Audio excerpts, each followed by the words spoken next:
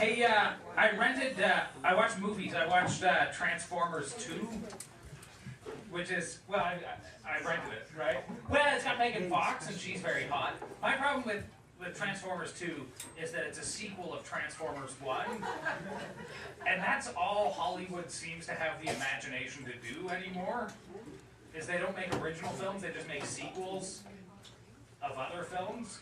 Right? And the thing Hollywood likes to do is they'll take a good film and then make a shitty sequel of it, which is dumb. Right? Sometimes they'll make like 8. Right? They'll have a good film and then you'll be watching Police Academy 9 and you'll be like, what the fuck are you doing?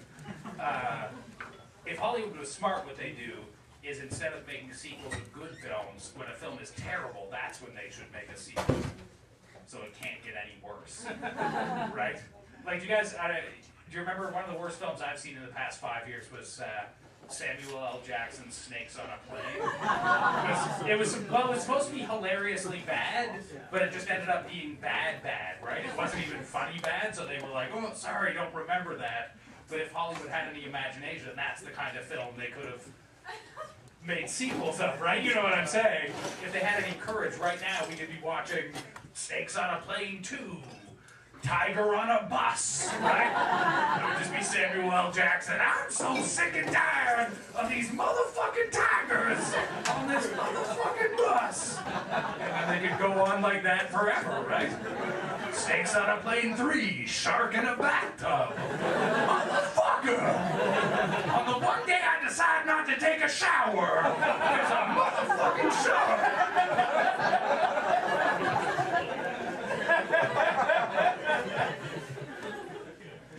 But you know this is all they do, right? Like they'll do Transformers 2 or like Shrek 5, Princess Diaries 3 I didn't see,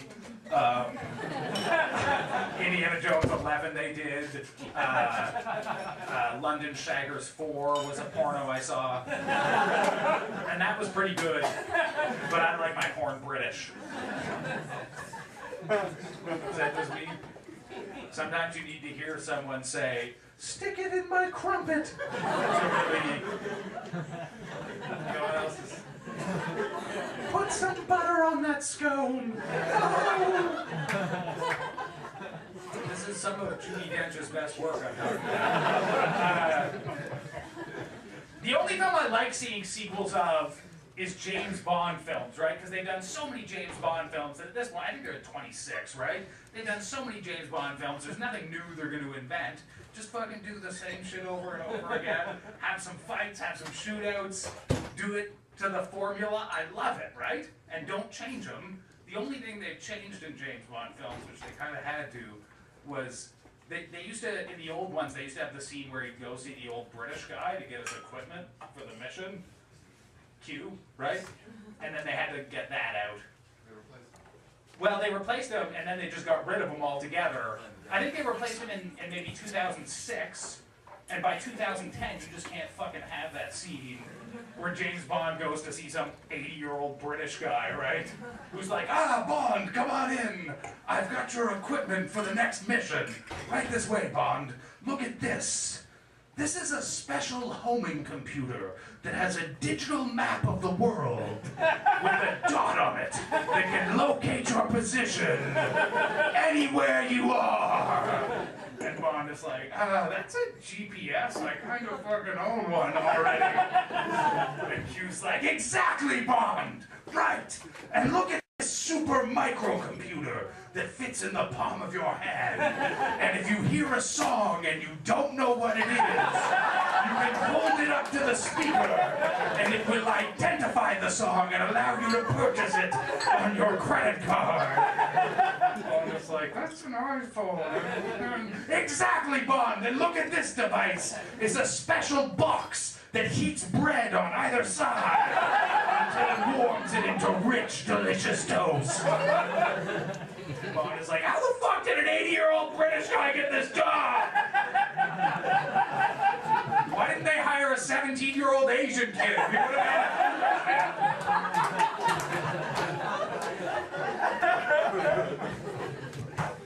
My favorite thing about James Bond, and you guys have all noticed this, is that whenever James Bond is faced with a problem in life, if things get difficult for him, if he's in a sticky situation, the way he solves his problems is he has sex with an attractive woman.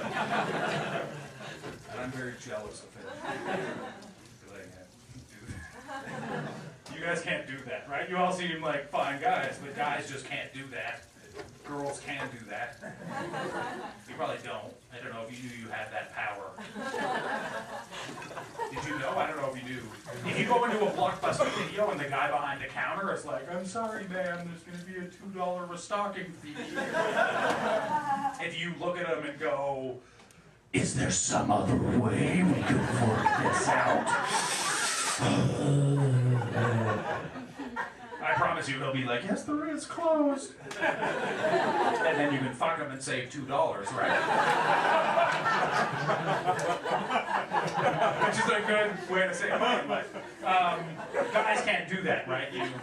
I've tried it. They're like, you're gay, get out of here. I hate it when people call me gay, because I'm a 31-year-old guy who lives in Montreal, right? At this point in my life, I've fucked enough guys to know I'm not gay. When you do something 11 times.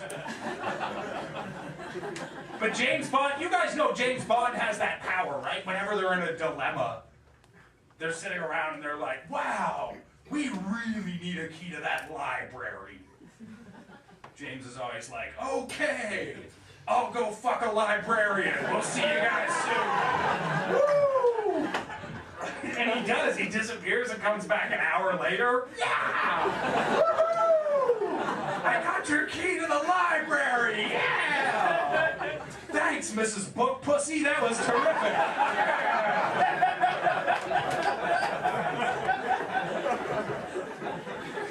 Because that's what they call a librarian in a James Bond.